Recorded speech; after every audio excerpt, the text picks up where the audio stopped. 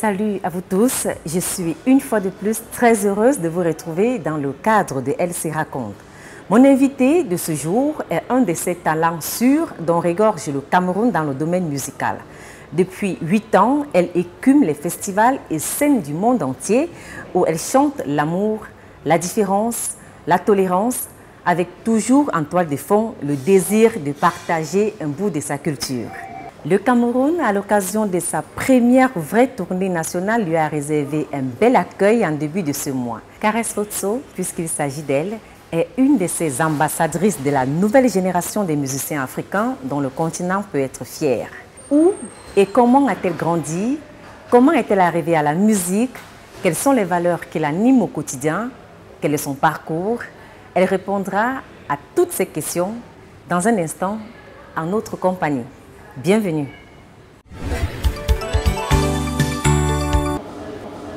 Bonsoir Caresse Fotso. Bonsoir. Merci d'avoir accepté de vous raconter sur Vox Africa ce soir. Avec plaisir. Alors, déjà remise de votre tournée nationale? Mais ça va, c'est vrai que les émotions sont encore là, ça plane. De temps en temps, je vis encore les instants forts, mais je me remets tout doucement. Quel est le meilleur souvenir que vous gardez de cette première tournée nationale au Cameroun? Chaque ville a eu sa part d'émotions, sa part de moments inoubliables. Je ne dirais pas qu'il y ait une ville qui ait eu quelque chose de particulier ou qui ait été plus forte qu'une autre. Je crois que chaque ville m'a réservé un accueil qui ressemblait à celle qu'elle est, quoi. En tout cas, on en reparlera plus en détail tout à l'heure. Mais à présent, on va marquer un arrêt pour découvrir avec nos téléspectateurs le parcours qui a été le vôtre jusqu'ici. Mesdames et messieurs, c'est le portrait et on se retrouve juste après.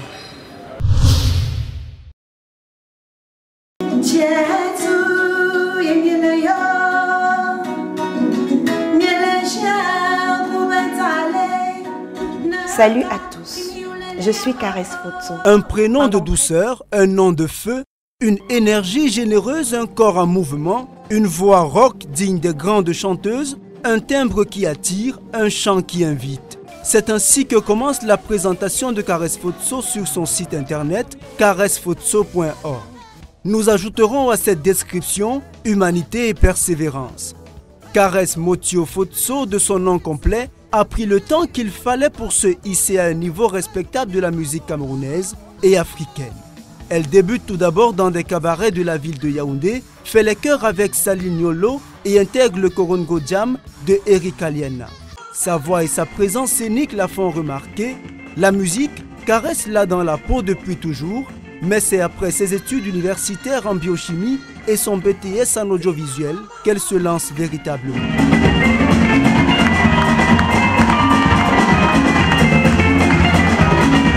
2009 est pour Caresse Fotso l'année de tous les succès. Elle sort son premier album, Moulato, un appel à la protection de la nature. Son style de musique peut être jugé élitiste et pourtant, les Camerounais vont l'adopter. Le secret de ses succès, il faut le chercher dans la manière de chanter et de magnifier les langues locales. Les sonorités sont profondes et envoûtantes. Ceux qui ont la chance de la voir en spectacle dans les salles culturelles du pays se régalent de ses coups de rein et de sa présence scénique. La même année d'ailleurs, elle remporte la médaille d'argent au 6e jeu de la francophonie à Beyrouth pour son titre « Mayolé ». Mayolé, yélé, mama yolé.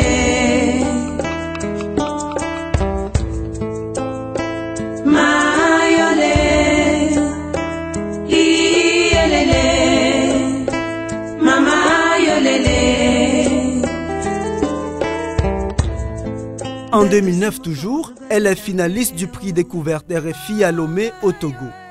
Tout comme elle est sacrée meilleure comédienne de l'édition 2009 des scènes du théâtre francophone d'Afrique centrale, celle qui se définit elle-même comme une métisse culturelle voit le jour en pays bambeké à l'ouest du Cameroun, mais grandit dans le centre, chez les Bétis. Un métissage qu'elle a adopté et assume, elle qui parle couramment le Ngomala, sa langue natale, et le Béti, sa langue d'adoption. Les thèmes de ses chansons sont variés et tournent généralement autour des problématiques sociales comme les différences, les douleurs, les exils, les relations entre hommes et femmes, les violences ou encore les déracinements de toutes sortes. Ces clips vantent le Cameroun profond, un pays fier de sa culture et de sa diversité. Dans cet ordre d'idées, elle sort après son deuxième album Kwenye, un opus en 2014 intitulé Mokté, un hymne à la tolérance et à l'unité dans lequel elle chante en presque toutes les grandes langues du Cameroun. Artiste accomplie, Caresse Fotso raconte volontiers son parcours professionnel, mais sur sa vie privée, la femme préfère rester très discrète. Elle le justifie par le fait que les célébrités ont elles aussi le droit à une vie loin des regards et des objectifs. Elle parle alors très peu de sa vie en couple, de ses amours, de ses rires et de ses larmes. Toutefois, elle offre à tous ses fans une esquisse de réponse à travers sa chanson Messa, qu'elle décrit comme inspirée d'une histoire personnelle.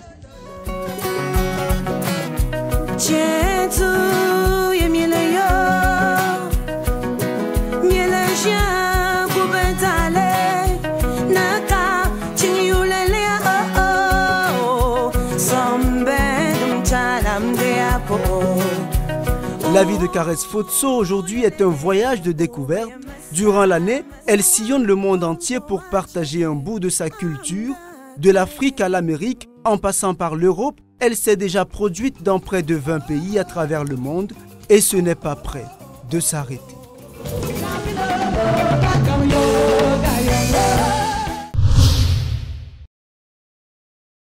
Alors Caresse, première impression après avoir regardé ce portrait de Samael Pom? Ce qui m'a le plus marqué, c'est le prix de la meilleure comédienne au scène nationale du théâtre francophone. Waouh! Franchement, vous avez cherché. Merci à Samael en tout cas. Ouais.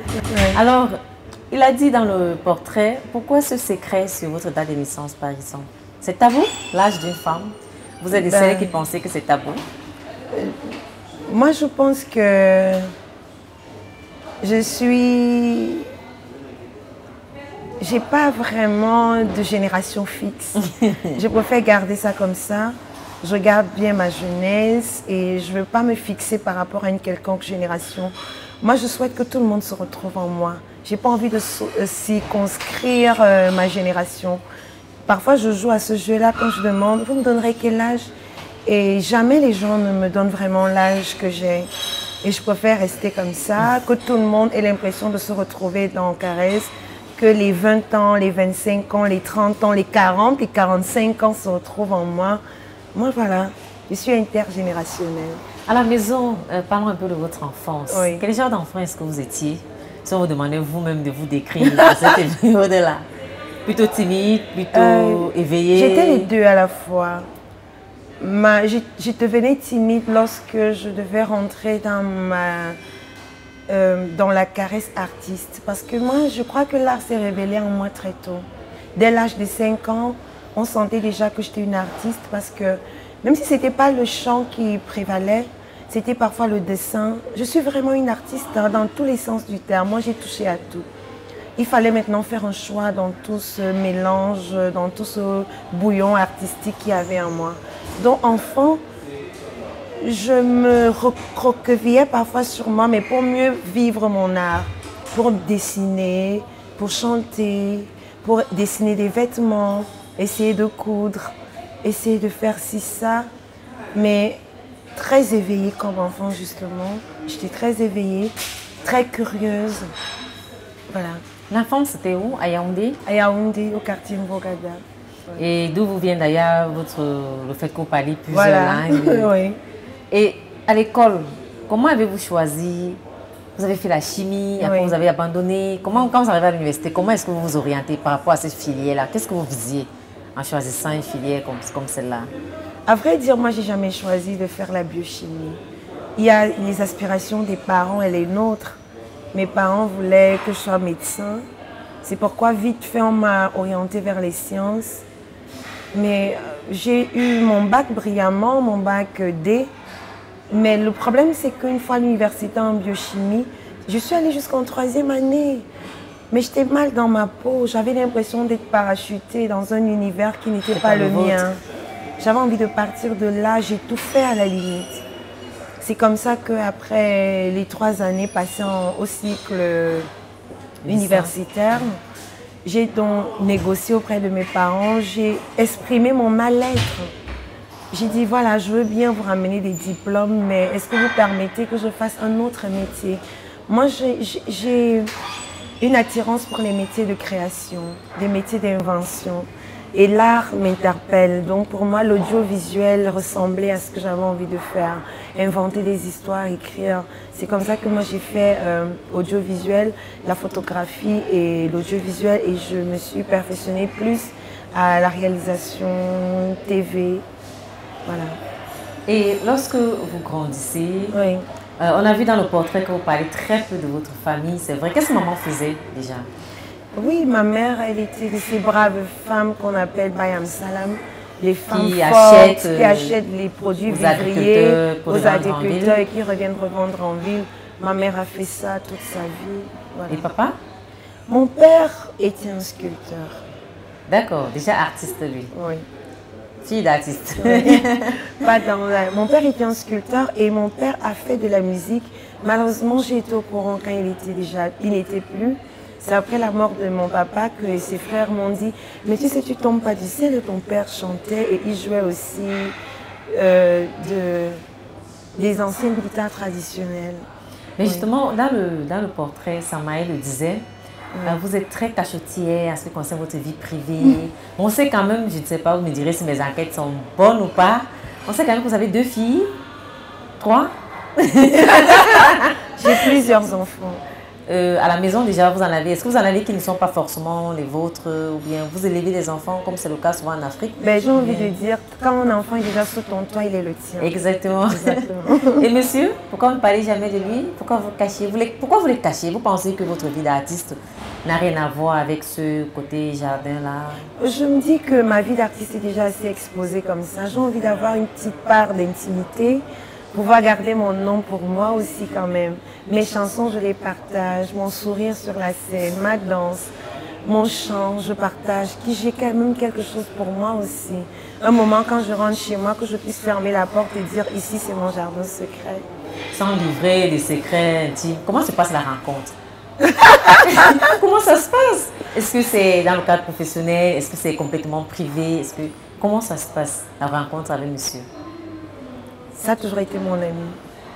C'est mon grand frère, voilà. Un grand frère qui devient l'époux, tout simplement.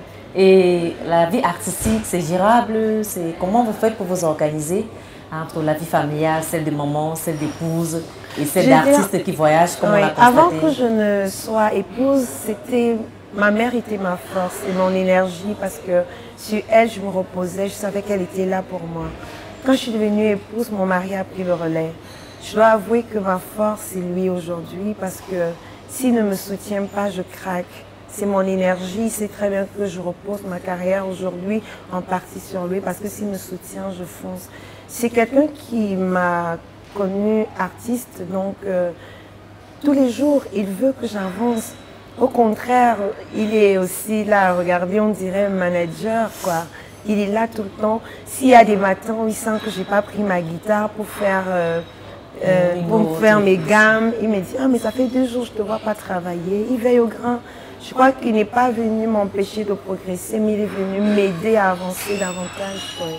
Et pourtant, c'est un milieu qu'on juge assez compliqué pour les femmes, de gérer la vie privée, une vie de couple, de foyer, et en même temps être en train de voyager. Vous avez eu de la chance? C'est vrai, mais je veux dire, la chance aussi se provoque. Et il faut mériter la confiance. Si tu es avec ton homme et qu'il sent que tu es digne de confiance, il va te faire confiance tout simplement.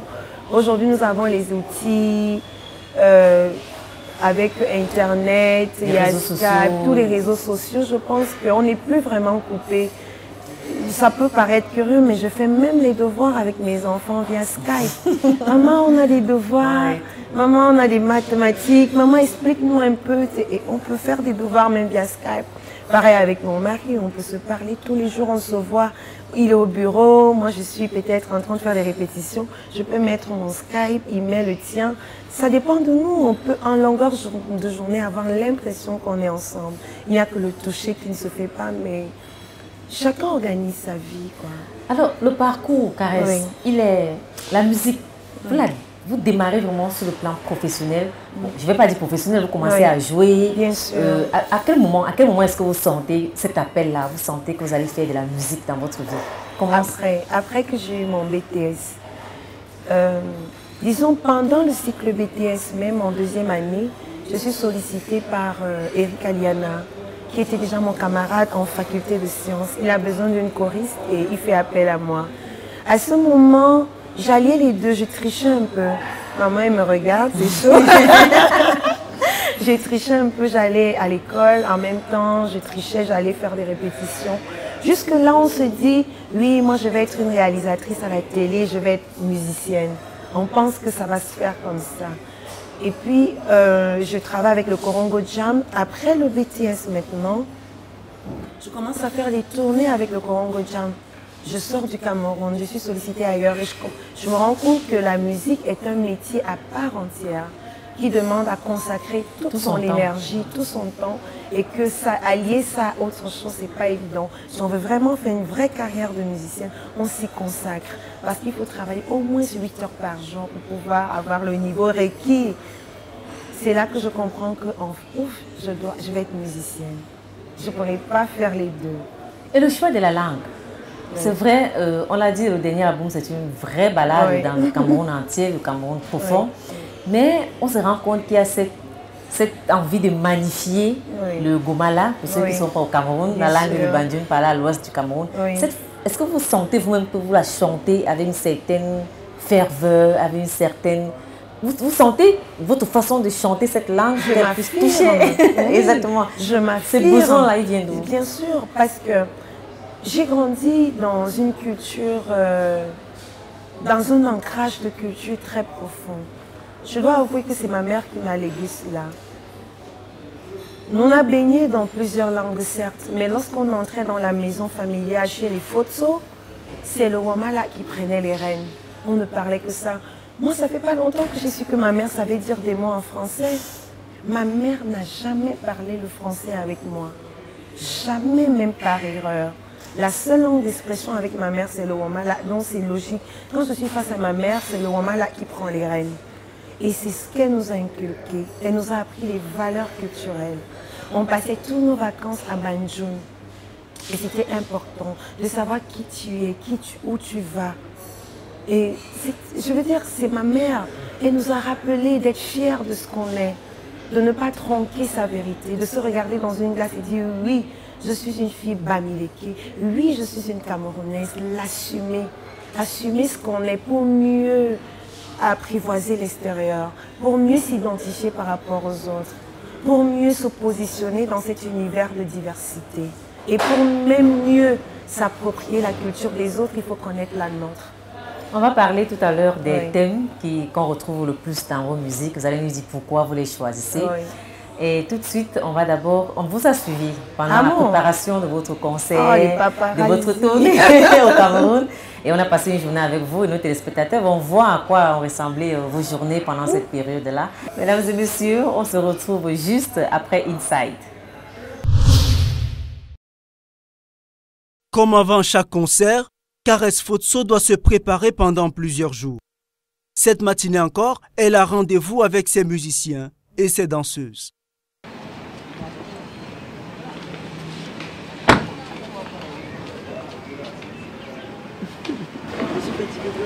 Tu es formé pour ça. Voilà Georges. Ah ok, c'est comment papa? On a beaucoup parlé de toi. Vraiment j'ai eu très mal, on a beaucoup parlé à côté. Moi je veux juste croire.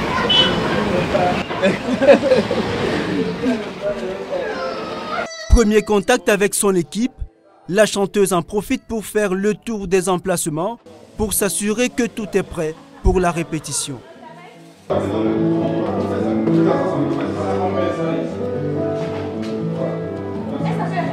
Dès le 1er avril, Caresse Fotso va entamer une tournée de 3 dates à travers le Cameroun. 3 concerts, dont le premier se tiendra à Douala.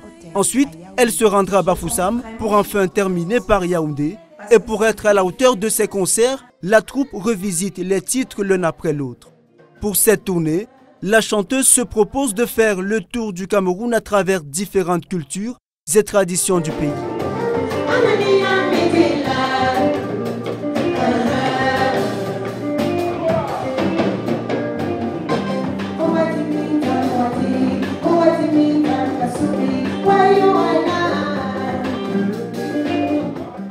Pour s'assurer de la coordination des notes, des voix et des pas de danse, Caresse bénéficie du soutien de 7 hommes. André Manga, artiste musicien bassiste, longtemps établi à Los Angeles aux États-Unis, est revenu au Cameroun depuis 2 ans.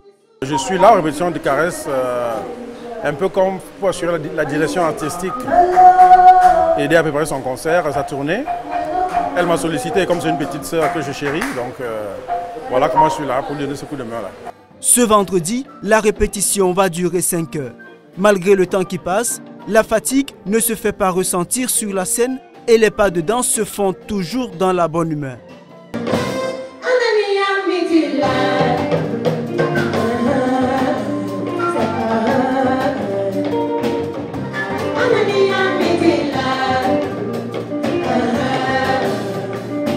Mais c'est ça qui est notre force, c'est parce que c'est des amis qui se connaissent il y a longtemps. On a plein d'histoires. Parfois sur scène même on se rappelle plein de conneries dans les oreilles. Et c'est comme ça que vous pouvez nous voir éclater de rire sur scène parfois. Ouais. C'est une belle complicité parce que ce sont mes amis. Malgré l'amusement, ici personne n'oublie l'enjeu et l'importance de ces préparatifs. C'est important de bien se préparer parce que déjà l'événement n'est pas une mince affaire. C'est quelque chose qui demande beaucoup d'énergie pour mener à bien le projet, pour ne pas être statique sur la scène, pour amener la joie, la gaieté au public.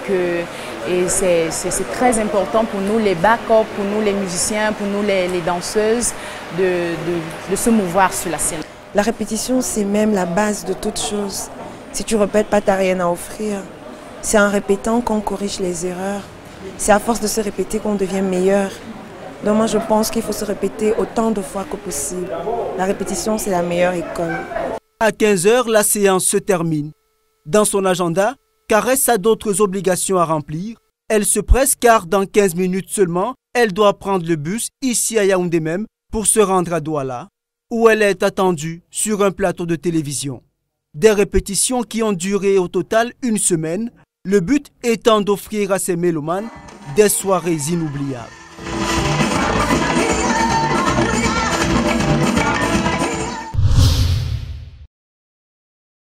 C'est une journée de ouf. Ah oui. Et les journées d'avant concert, c'est souvent comme ça. C'est chaud, oui. Mais en temps normal, est-ce que c'est plus calme lorsqu'il n'y a rien qui s'annonce à l'horizon? Les journées de Caresse, en général, en moyenne, vos journées ressemblent à quoi? C'est vrai que je ne sais pas rester à ne rien faire. Même quand je dis que je prends des vacances, je vais soit aller me consacrer à autre chose. J'aime beaucoup faire les fleurs. J'aime beaucoup le jardinage et j'en ai beaucoup chez moi. Donc, quand je veux vraiment décompresser, faire autre chose, je vais m'adonner à mes fleurs, passer la journée à les cajoler, à les caresser. Mais en général, mes journées, c'est toujours sur les bâtons de roue comme ça. Le matin, je me lève vite fait. Après la prière, je m'occupe des enfants, de l'époux. Après, c'est aller à la gym vite fait. Je reviens, il faut faire à manger. Ouf, il est déjà 15 h. Les enfants vont arriver. Je apprête leur... Ah, le chéri arrive. Donc, mes journées. Après, ma guitare, un jouet. C'est vrai que j'ai du mal à rester comme ça, à ne rien faire. Hein. C'est ma mère qui me dit toujours, arrête-toi un peu. Quelle est la place des répétitions lorsqu'on est artiste, lorsqu'on a un spectacle qu'on prépare? Quelle est la place? Est-ce que vous avez déjà vu des artistes avec qui vous avez travaillé, par exemple, qui ne se préparent pas forcément de la même manière? J'en connais pas. Tout, moi, je veux dire, c'est sur ces gens-là que j'ai appris à me parfaire. J'ai appris le processus. On répète tous les jours. C'est le secret, il n'y a pas de magie. C'est à force de se répéter qu'on corrige les erreurs, comme je le disais. C'est à force de se répéter qu'on devient meilleur. Dans tout, c'est pas seulement dans la musique. Tu ne peux pas prétendre, même quand on est à l'école et qu'on a un examen à préparer, à force de lire les mêmes cours tous les jours, On finit par retenir. À la guitare, tu plaques ton accord. Aujourd'hui, tu n'y parviens pas. Tu as mal au doigt, la pression. Après 10 séances, tu sens comment la dextérité, tu commences. Ah oui, il n'y a pas de magie. La répétition, c'est la clé. Ça doit avoir une place primordiale. Pas seulement quand on est en concert. On doit pouvoir avoir un calendrier bien établi de répétition. Il faut répéter tous les jours.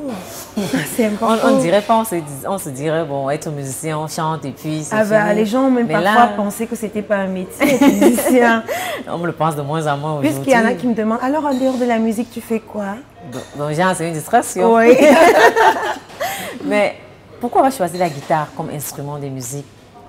J'avais envie d'un instrument harmonique qui pouvait m'accompagner, me permettre de pouvoir composer, ne serait-ce qu'établir la base, les fondements d'une chanson, avant d'aller voir un aîné qui a plus d'outils, qui est plus aguerri musicalement à m'aider à parfaire la chanson. Mais je voulais déjà être autonome sur la base de la composition. C'est pour ça qu'il était important que j'apprenne un instrument. Et puis quand j'ai voulu apprendre, je me suis identifiée aussi à certaines femmes comme Coco Ateba. Je la trouvais si belle avec sa guitare. Et quand j'ai eu envie d'apprendre un instrument, j'ai dit, ah ben, et si je faisais comme Coco Ateba, elle était belle comme tout. Vous la suiviez? Vous avez connu ses chansons? Est-ce qu'elle vous a inspiré? Bien sûr. Coco Ateba, attends. Quand j'étais enfant... Vous l'avez rencontrée déjà? Oui, elle le sait d'ailleurs. Elle sait qu'elle a été une des femmes que j'ai admirées beaucoup. D'accord. Oui, son charme, son naturel, avec ses cheveux au vent. Je trouvais ça magnifique. Quels sont les thèmes de prédilection on l'a dit, je l'ai dit d'ailleurs à l'introduction, il y a l'amour, la tolérance, le droit à la différence. Pourquoi ces thèmes sont si récurrents dans vos chansons? Parce que c'est mon vécu tout simplement. Je n'ai pas inventé les thèmes, je parle de ce que j'ai vu, que j'ai vécu, que j'ai entendu aussi. Par exemple, dans Mayolé, je parle de déforestation parce qu'une fois j'étais en vacances au village, et puis ma grand-mère nous a envoyé chercher du bois de chauffage. On avait du mal à en trouver. Quand je suis rentrée, j'ai dit à ma grand-mère, mais maman, j'ai du mal à en trouver. Elle m'a dit, ma fille, c'est comme ça. Maintenant, les gens coupent les arbres tout le temps. Et ça m'a inspirée. Je me suis dit, waouh, bientôt, on n'aura plus d'arbres. Hein, c'est chaud. Donc, dans Mayolé, je dis, on coupe les arbres, oui, mais pensons aussi à en replanter. Je parle du mariage forcé parce que j'ai une amie qui a été victime. Elle était déscolarisée pour se marier avec quelqu'un qu'elle n'aimait pas. Ça fait beaucoup de mal à des carrières brisées, à des élans détruits comme ça. Et puis, il y a aussi des thèmes comme les immigrations clandestines. Moi, j'ai eu beaucoup d'amis d'enfance qui en sont morts, dont on n'a même plus de nouvelles. On ne sait pas où ils sont partis dans cette aventure aveugle. Ils ne sont jamais revenus. Il y a aussi des thèmes comme, qu'est-ce que je vais dire? La différence. La différence. Voilà. Parce que j'y crois. Tu sais, moi, j'ai grandi dans un environnement où la différence a nourri notre être. Moi, la différence des autres m'a beaucoup apporté. En Vorata, il y avait plusieurs langues qui se côtoyaient. Moi, au lieu d'avoir une appréhension, de créer une distance avec cette culture qui n'était pas forcément la mienne, je me la suis appropriée. Et aujourd'hui, c'est ça qui me permet de faire aussi le tour du monde, de pouvoir chanter en toutes ces langues, de parler de ma différence aux autres, de dire mon pays a 300 tribus. Alors moi, je baigne dans cette différence-là, je me nourris, je m'épanouis à l'intérieur. C'est de dire aux autres, la différence de l'autre ne devrait pas nous faire peur. On devrait aller vers la différence de l'autre, épuiser même de l'énergie et de se dire, est-ce que ce n'est pas cette différence-là qui m'apportera des choses qui vont me permettre d'éclore, d'être meilleure? Est-ce que dans sa différence, je ne peux pas puiser plus d'énergie? Est-ce que sa différence ne peut pas me propulser? Et dans un pays comme le nôtre, où il y a 300 possibilités, je crois que c'est dans cette différence-là qu'on devrait se mettre ensemble, mélanger nos énergies différentes et faire mieux participer chacun avec sa différence dans le développement, avec ses forces, oui. Mais j'allais vous demander, mais comment en même temps on peut être fier de ses origines, fier de surexposer sa langue, d'où on vient, et pouvoir être assez ouvert à la différence aux autres? Comment on réussit ce mélange-là, cet équilibre-là? Bah oui, on ne peut pas vivre en vase clos. Le monde aujourd'hui nous impose le mélange. On est dans un brassage culturel. À cette ère de la mondialisation, tu ne peux pas t'enfermer. Tu es obligé de t'ouvrir au monde. Mais le plus important dans cette ouverture, c'est de ne pas oublier qui on est. Il faut que tu gardes ton originalité à l'intérieur de tout ce brassage, à l'intérieur de toutes ces différences-là. Mais justement, c'est avec ta différence que tu fais la différence. Même si je me répète. Et les artistes ont un rôle à jouer. Et les artistes ont un rôle important à jouer. Moi, je vais pas... Je peux utiliser un peu le français pour sublimer ma langue. Pour peut-être dire aux Français, écoutez, c'est un clin d'œil que je vous fais. Je suis une fille bamileke, une Camerounaise, une Africaine, je chante à ma langue, mais je peux aussi chanter en votre langue, comme dans certaines chansons où je mets un zeste de français. Par exemple, pour être compris même par ceux qui ne parlent pas forcément votre langue, qui ne la comprennent pas. Et c'est ça. Mais ce qui est important, c'est toujours se dire, qui suis-je? Qui suis-je? Quel est l'héritage que j'ai? Quelle est ma place dans le monde? Est-ce que je dois me perdre à l'intérieur de toute cette différence-là? Mais que non, je dois garder la mienne pour mieux m'épanouir à l'intérieur de tout ce brassage, de la mondialisation, de tout ce mélange-là. Moi, je suis jalouse de ma différence. Oui. Le style de musique que vous avez choisi, oui. Vous la décrirez comment vous? Parce que, est-ce que c'est une musique élitiste? Est-ce que c'est une musique que vous vous êtes dit à un moment, par exemple, lorsque vous veniez en concert au Cameroun, oui. Est-ce que je vais attirer du monde? C'est vrai, je fais salle pleine en Europe, oui. Mais est-ce que je ne fais pas une musique tournée vers l'extérieur? Est-ce que vous avez choisi délibérément de faire une musique qui serait, par exemple, appréciée par les Occidentaux de manière à pouvoir voyager? Moi, j'ai jamais... Je veux dire, pourquoi on ne fait pas uniquement du Benskin ou du Bikutsi ou je veux dire, vous savez, la musique, on la ressent. C'est à l'intérieur. Si on commence à faire des calculs pour la musique, je pense que ça devient mathématique. Moi, les maths, je les ai laissées à l'université. Maintenant, parce que j'ai une âme d'artiste, j'avais envie de faire des choses que je ressens, pas les choses qu'on m'impose. Je serais devenue mathématicienne si j'avais envie de faire 1 + 1 = 2.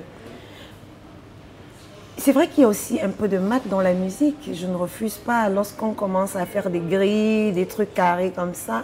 Mais moi, j'ai envie de me laisser aller par mon inspiration. Je ne fais pas de calcul. Hein. Je laisse mon inspiration venir, les rythmes venir, les rythmes me choisir, me parler. Alors, tout ce que je fais, c'est de les extérioriser. La musique que je fais, en fait, c'est l'extériorisation de mon intérieur. C'est mon moi intérieur qui ressort quand je chante. Aucun calcul prémédité. Pas. Non, je prémédite pas. Et l'accueil alors par les Occidentaux, vous avez été surprise ou bien c'était évident pour vous? Le bel accueil. Le bel accueil est dû au fait que c'est moi. C'est moi. Je viens en me disant, oui, c'est moi, photo du Cameroun. Cette chanteuse femme africaine fière de l'être.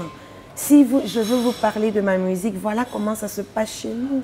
Je ne caricature pas, je suis tout simplement moi. Et les gens, à l'intérieur de votre regard, ils lisent la vérité. Si vous êtes vrai, ils voient. Et la vérité de chacun, ça se ressent. Quand vous transmettez votre vérité, on va l'accepter. Tout le monde va s'approprier votre vérité. Quand je chante en Womala, l'émotion est profonde, c'est vrai, ça sort des tripes, ça sort de la musique de mes pères. Donc, je pense que quand c'est votre vérité, on se l'approprie. Et lorsque vous recevez la proposition de faire votre tournée au Cameroun, est-ce que vous appréhendez ou alors tout de suite vous êtes très confiante? Quel est le sentiment qui vous anime en premier? Le premier sentiment, c'est j'ai envie de le faire, j'ai envie de le faire. Mais après, on s'arrête un moment. Je vais le faire. Est-ce que les gens vont suivre? Est-ce que le public viendra? Est-ce qu'on connaît vraiment ma musique? Parce qu'on a des musiques forcément qu'on n'écoute pas dans la rue, dans les bars, dans les cafés. Donc, avec ça, tu ne sais pas si les gens aiment, est-ce qu'on n'aime pas, est-ce que...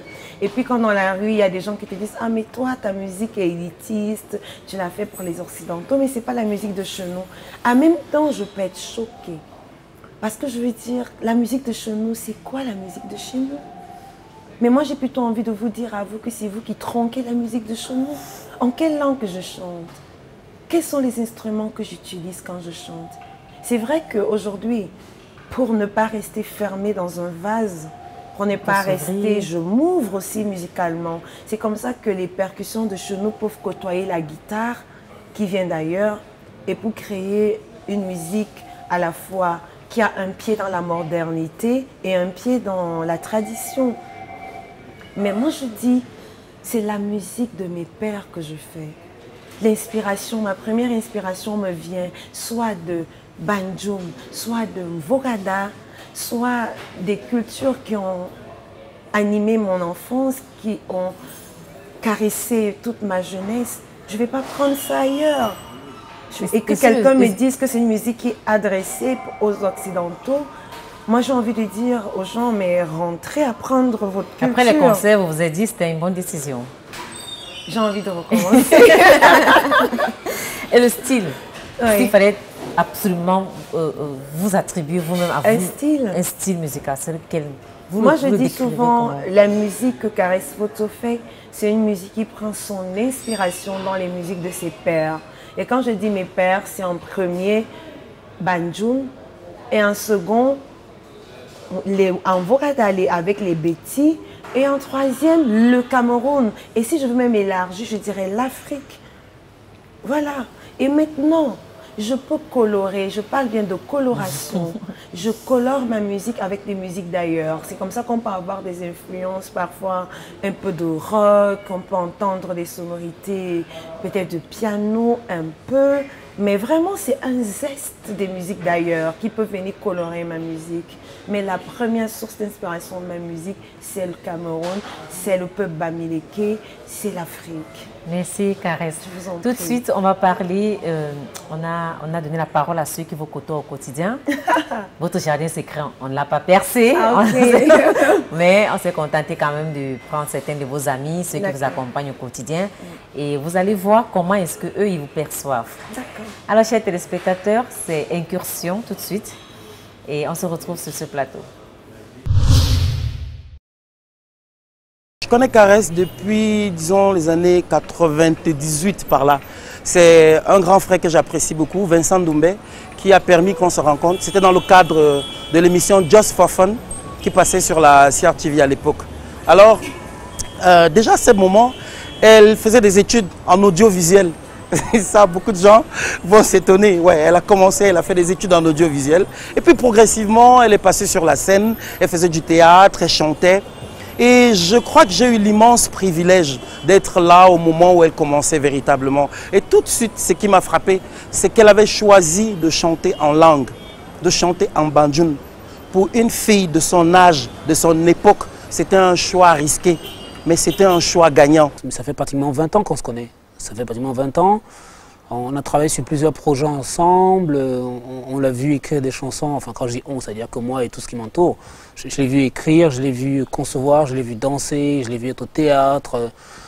Je l'ai vraiment vu monter en puissance et aujourd'hui, N'est-ce qu'elle pas, soit à ce stade-là, franchement, je pense que ça n'a rien d'étonnant. Pour ceux qui l'ont vu commencer, elle savait déjà où elle devait aller. Et elle a mis beaucoup de foi au Seigneur, elle a mis beaucoup de foi au public, elle a très été souvent à l'écoute du public. Et c'est sa force, quoi. C'est-à-dire que, de par le départ, elle a dit à sa famille, ça va, j'ai fait un BTS en audiovisuel, je suis très forte en maths et en chimie, mais c'est pas ce que je veux faire. Je vais virer. Ça a été très difficile, mais sa famille a toujours été présente malgré les difficultés. Elle a dormi dans des endroits improbables, on a fait des 400 coups inimaginables. On a dormi sans argent. On était toujours à la limite de la possibilité, mais elle avait toujours le sourire. C'était extrêmement difficile de la voir s'énerver. Les jeunes qui vont réussir, on les repère très tôt. Très tôt, parce que Lui, très tôt, alors, elle était il m'a vu une bébé quand même. vraie folle. Quand je dis folle, ça dit qu'une jeune qui avait envie de monter, qui vous harcèle pour travailler, qui vous embête matin, midi, soir, parce qu'elle a envie d'arriver en haut. En fait, ce que j'apprécie beaucoup chez Caresse, déjà que Caresse c'est une sœur, elle n'est plus une amie, c'est vraiment une sœur pour moi. Ce que j'apprécie beaucoup chez elle, c'est sa franchise, son sens de l'humour. Elle n'hésite pas à te dire ce qu'elle pense, elle est franche et elle est directe. C'est ce que moi j'aime en fait chez elle. Alors, qu'est-ce que j'apprécie chez Caresse? Énormément de choses. Déjà, son tempérament de gagnant, c'est une lionne. Quand elle se fixe des objectifs, elle fait tout ce qu'il faut pour y arriver. C'est une travailleuse, c'est une bosseuse. Je vais vous raconter, quand Caresse commence à devenir une chanteuse professionnelle, quand elle commence à tourner un peu partout dans le monde, elle revient au Cameroun et elle s'achète une belle petite voiture. Alors, On part de son Vocada natal avec un ami, Franck Dema, parce que c'est lui qui conduisait. Nous, on ne conduisait pas encore à l'époque, ni elle ni moi. Et on est content de faire le tour de ville avec notre belle voiture verte et tout. Elle va comprendre de quoi je parle.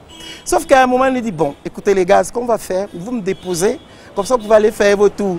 Et puis vous venez me récupérer à la fin du cours. Caresse était sortie avec sa guitare. On allait la déposer là où elle prend ses cours de guitare.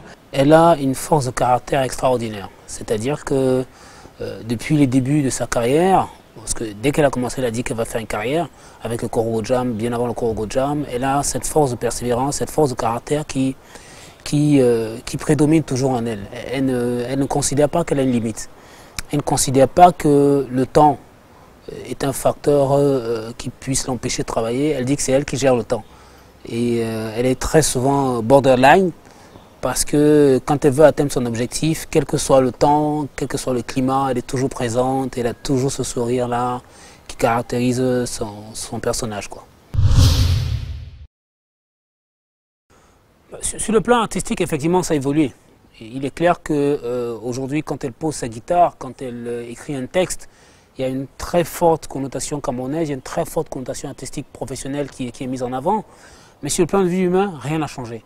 Vous pouvez rencontrer Caresse au coin de la rue, en train de garer sa voiture, ou avec des amis en train d'acheter du caramel, à discuter des prix au marché. C'est quelqu'un d'assez dur. Elle est dure avec elle-même. On a eu je me souviens, ça me rappelle notre première tournée. On a essayé avec nos petits moyens et tout, de faire une petite tournée à Bafoussam, son premier spectacle à Bafoussam. Aïe, aïe, aïe. On se mettait en route, on bricolait avec peu de choses, on était un groupe et ça a toujours été un peu ça. Reprocher à Caresse, je crois pas. Ouais, c'est sa manière d'avoir la pression. C'est-à-dire qu'elle vous met la pression matin, midi, soir. C'est-à-dire que même moi qui suis son père, je ne dors pas. C'est-à-dire elle t'appelle le matin, elle t'appelle le soir, elle veut s'assurer que tout est prêt. Bon, est-ce que c'est un défaut? Je ne sais pas. Des fois, ça m'embête, non? En fait, ce qui n'est pas bien, c'est que je la reproche un tout petit peu, c'est elle se donne à fond, elle se donne complètement. Et parfois, on lui dit de baisser un peu la garde. Parce que quand on ne baisse pas la garde, il y a des moments, elle n'en peut plus. Elle reste dans son coin toute seule et puis le stress monte et c'est pas bon pour elle. Elle est dure. Elle est dure comme une bonne Bamileke. Caresse est dure. Ça veut dire que elle n'est pas le genre à jeter de l'argent par les fenêtres. C'est un défaut, mais qui en fait n'en est pas un véritablement. J'ai pas grand-chose à lui reprocher, je lui dirais juste ça. Arrête d'être dur, quoi.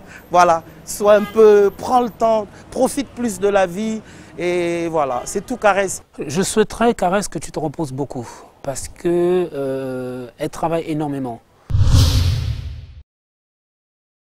Alors, Caresse, on va à présent feuilleter quelques photos souvenirs de votre vie. Vous ne savez peut-être pas, mais nous avons quelques photos exclusives quand même. On a réussi à avoir une complice dans votre équipe. Et tout de suite, chers téléspectateurs, ces photographies de vie. Alors là, Caresse, c'est vous, le baptême? Oui, le baptême. Vous aviez quel âge à peu près? Vous avez fait votre baptême? Vous avez fait une... c'est catholique déjà? Oui. Vous avez fait une doctrine? Oui, c'était le classique, la doctrine. Tous les jours, tu partais, on apprenait. C'était à Yaoundé? Biblique, à Yaoundé, oui. D'accord. Oui. Vous en gardez quel souvenir? La religion a une place. Ce jour-là, il paraît que capricé, que j'ai pleuré ce jour. Ma mère m'a énervée, j'ai pleuré, j'ai enlevé une fois, j'ai jeté, j'ai dit je ne veux plus me baptiser et tout. Je me souviens, ma mère dit ah mais la capricieuse. Et la religion, la place de la religion dans votre vie? Bah, moi, Dieu est au centre de ma vie. Vous l'inculquez à vos enfants, à votre famille? Tous les jours, je fais que ça. Parce que sans lui, on est perdu. Oula, c'est ma maman. Ah, d'accord. C'est ma petite sœur, elle est plus grande que moi, mais c'est ma petite sœur. Et c'est bien moi là. Et ça, vous vous souvenez, c'est à quelle période? Oula, je ne sais plus, mais ça doit être déjà 16, 17 ans, voilà. Et là, c'est à Yaoundé? C'est à Yaoundé, oui. Et quand nous sommes allés fouiller dans les... On voit bien que c'est la star de la famille. Hein. T'as vu la pose? On voit déjà les poses. Hein. Alors là, c'est la famille, c'est les frères? Oui, ça c'est ma grande sœur. ma cousine, une de mes grandes sœurs, ma petite sœur et mon petit frère. La famille, comment est-ce que vous étiez enfant?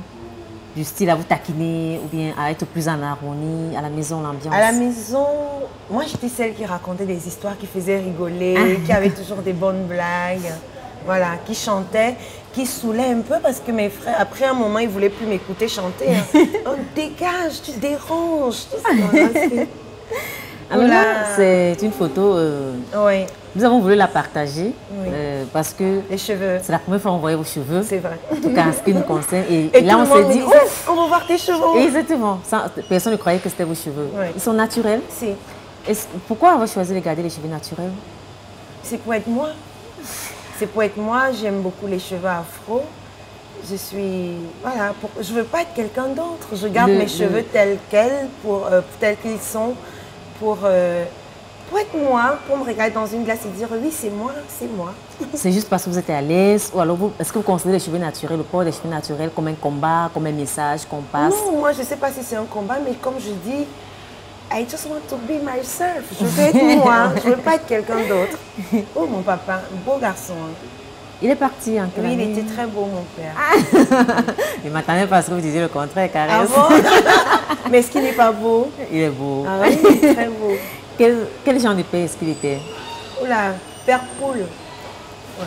Rassembleur. Oui, très réservé, un papa calme, mais voilà. Quelle aurait été sa plus grande fierté aujourd'hui? De me voir être devenue musicienne comme j'avais souhaité. Même si mon papa disait non, il faut, mais il était un artiste aussi. Il a fait la musique, je ne savais pas, je crois qu'il n'a même pas voulu me dire pour ne pas m'encourager là-dedans. Il pensait qu'il fallait faire des études, être médecin. Parce que pour lui, c'était un métier éphémère, être artiste. Est-ce que ça nourrit son âme? J'imagine les difficultés qu'il a eues dans ce métier d'art et il a voulu m'épargner. Mais s'il était là, je suis sûre qu'il en serait fier aujourd'hui. Parce qu'il n'était pas ferme comme ma mère à dire je ne veux pas. Il disait je ne veux pas, mais je sentais un ok. Il y avait une petite porte entrouverte. Exactement. Et là, c'est...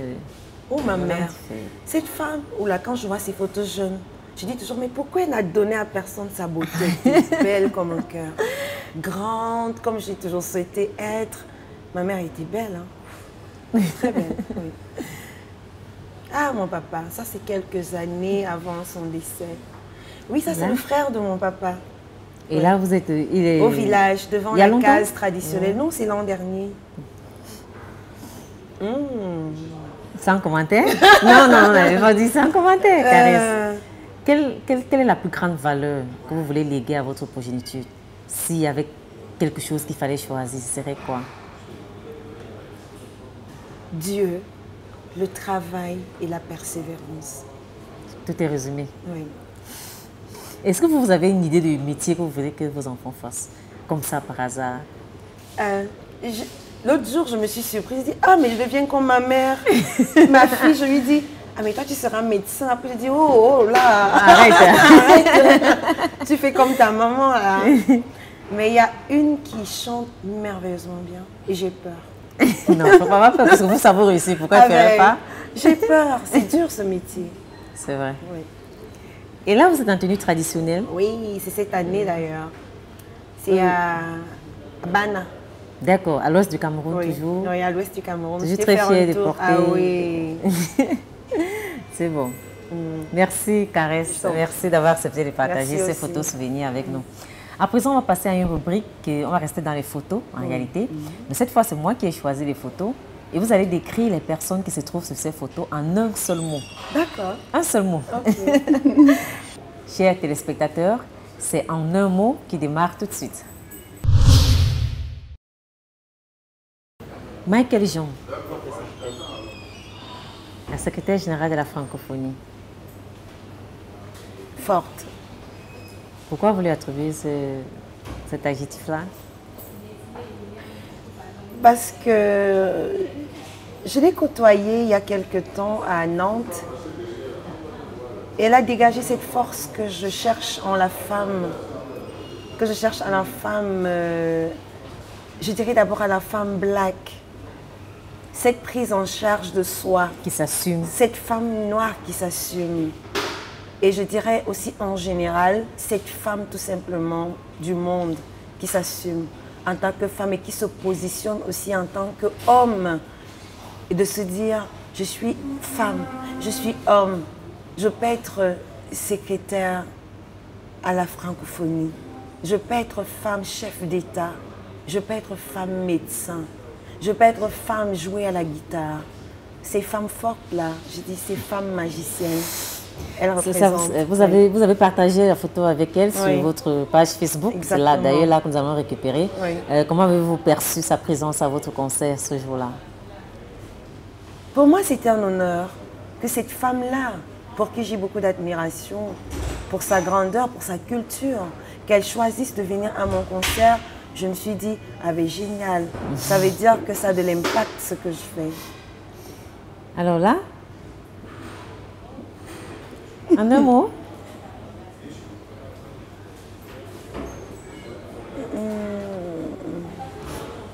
C'est dur en un mot.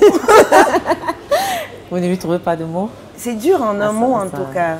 Je veux dire... La politique, les artistes et la politique caressent. On a tout dernièrement, il y a eu une belle enlevée, je ne sais pas si je vais l'appeler comme ça, entre le bassiste Richard Bona et un compère Marco Bellas, un musicien, un chanteur camerounais. Les artistes et la politique, vous pensez que les artistes doivent prendre position ou bien observer tout cela à distance? Bah, je veux dire, aujourd'hui nous vivons dans un environnement où on ne peut pas prendre des distances par rapport aux choses. Hein. On est obligé de s'impliquer même à travers nos textes. On ne peut pas rester indifférent. Être artiste n'est pas être en marge de la société, c'est être un être humain citoyen à part entière. Ce n'est pas parce qu'on est artiste que ça nous enlève le droit de la citoyenneté ou alors le droit d'avoir un avis, le droit de prendre des positions. Chaque artiste est libre de prendre des positions. Vous n'avez pas trouvé de mots pour Paul Biya? Si un dossier, moi je prendrais vraiment le temps. Le nouveau ministre de la Culture, ce qui repose beaucoup d'espoir. Quelles sont les relations, Caresse, que vous entretenez aujourd'hui avec la tutelle? Je n'ai pas encore eu l'occasion d'aller rencontrer le nouveau ministre. Vu mon calendrier, je suis toujours en tournée. Je n'ai pas eu le temps de me poser pour aller vers lui. Mais je sais que c'est un homme de culture, qu'il a écrit des nouvelles, à ce que je sache. Exactement. Voilà. Maintenant, peut-être je lirai encore mieux ses textes pour mieux les discerner à travers ses écrits. Il a une grosse épine dans son calendrier, dans son agenda. Il doit résoudre le problème du droit d'auteur. Vous, au Cameroun aujourd'hui, quel est votre avis sur cette question du droit d'auteur, Caresse? Est-ce qu'on vous a déjà versé le droit d'auteur en tant que chanteuse, en tant qu'artiste camerounaise? On m'a parfois dit que j'ai été... que dans les partages, les répartitions de droits. Parfois, on m'a appelé pour me dire tu as été parmi les artistes qui ont reçu des droits, des cacahuètes, bien sûr, mais...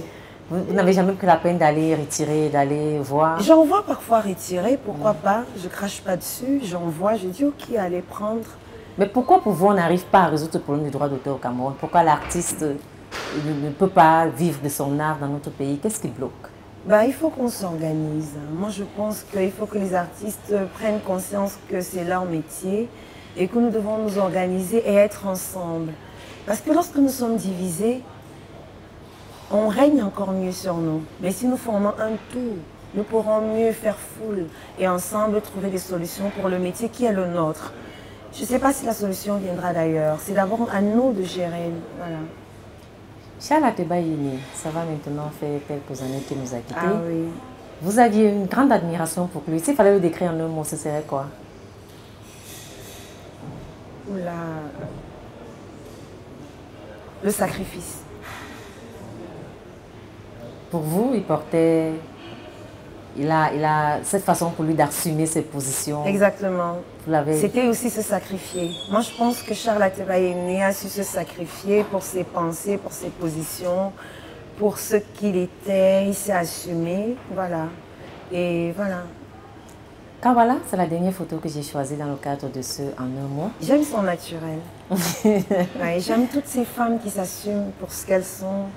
Vous nous l'avez dit pour la secrétaire générale francophonie, les femmes qui rêvent de diriger le Cameroun. Vous serez prête aujourd'hui à voter pour une femme? Bien si évidemment. elle avait un programme qui vous... Mais je suis prête à voter pour une femme si elle me convainc de par son programme. Et d'ailleurs, moi je pense que si la femme gère bien la famille, elle pourrait encore mieux gérer une nation. Je pense. Hein. Merci Caresse, merci d'avoir accepté de vous soumettre à ce jeu. Je vous en prie. On a presque terminé. Ah bon? Mais là, désormais, vous serez face à un miroir et pas face à moi. Et vous allez répondre à mes questions juste par un oui ou un non.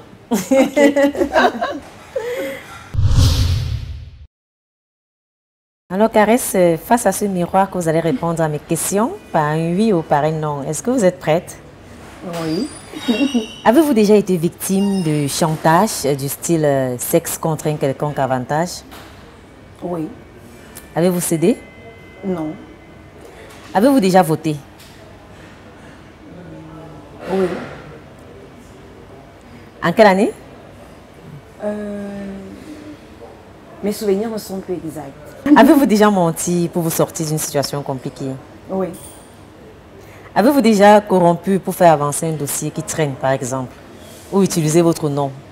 Non. Alors, Caresse, pour vous, à quel moment est-ce que le mensonge devient nécessaire, par exemple? Bah, c'est vrai que parfois quand on ment, on se sent mal dans sa peau aussi. Mais parfois on peut mentir pour ne pas faire mal à celui qui est en face. C'est vrai qu'on va se dire, est-ce que si la personne découvre le mensonge après, est-ce qu'il n'aura pas plus mal? Mais à l'instant, si tu peux sauver, parfois on ment pour sauver les meubles. Pour ne pas faire mal à ceux qui sont en face de nous, on se dit, j'essaie d'arrondir les angles, peut-être ne pas dire exactement les choses telles quelles pour ne pas blesser, pour ne pas... Voilà. Est-ce qu'il y a une date déjà pour un prochain album? Non. Honnêtement, je n'ai pas encore fait un plan pour un prochain album. Mais je suis sur des projets. Voilà, je travaille sur certains Les tournées? Si, c'est bientôt. Ça redémarre quand et où? Je suis en train de faire mon break, je suis tranquille. Après, il y a l'Europe, je vais redémarrer par l'Europe. Et puis, il y a aussi le Canada au mois de juillet.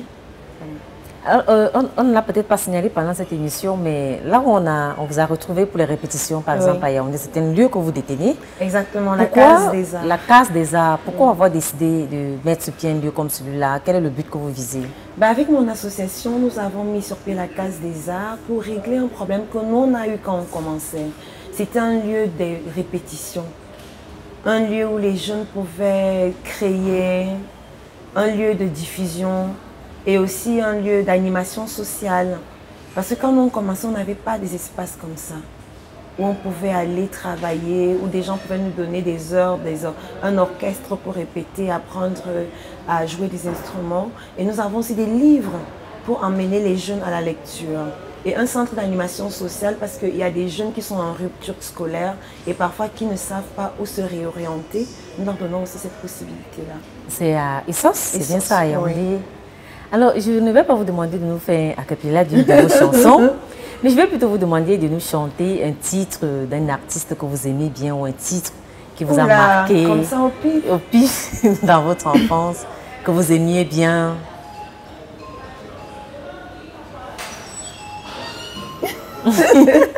C'est une colle. C'est qu'il y en a tellement. Après, j'ai dit un sort du lot, wow. Peut-être, ou vous choisissez un, peut-être pas. Ibola chomo mani numoyo akote se aso bomo menwang nomo kubala long Ibola chomo mani numoyo akote se aso bomo menwang nomo kubanga long Et là, un koto chomo mani numoyo akote se aso bomo menwang nomo kubanga long Là, c'est moi qui suis collée. Ah oui, Marie Arcangelo. Vous l'admirez? Oui, j'aimais beaucoup ces chansons, on dirait des berceuses. Quand j'étais enfant, mon papa il mettait ça tout le temps, donc ça c'est les chansons de mon enfance. Merci beaucoup, Caresse, d'avoir accepté de vous raconter ce soir. Je vous en prie. Voilà, chers téléspectateurs, c'est terminé pour cette autre édition de Elle se raconte. J'ai été ravie d'être en votre compagnie. Merci à toute l'équipe de production sans laquelle nous n'aurons pas pu vous offrir cette émission. Merci à Bernard Samael Pomme et Charles Talom. Merci à Jeanne Golen pour tout, elle sait pourquoi. Et merci à l'hôtel Le Prince des Galles à Douala de nous avoir reçus dans ses locaux. Je vous retrouve le mois prochain. Cette fois, on sera en compagnie de l'artiste ivoirienne Nayan Kabel.